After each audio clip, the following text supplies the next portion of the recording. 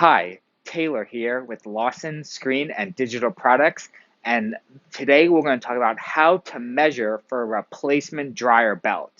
There's going to come a time when you need to replace your conveyor dryer belt, and making sure that you get the right one that's not too big, not too small, but just right is key.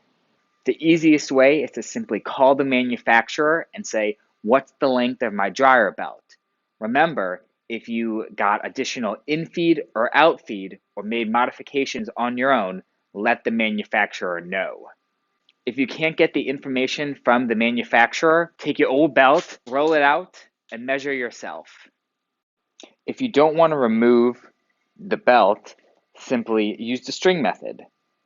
Take some yarn, tie it around the belt, and then you're going to send it on through so you can get a measurement of the full belt length. You're going to want to make sure to keep the string taut when it gets to the other side.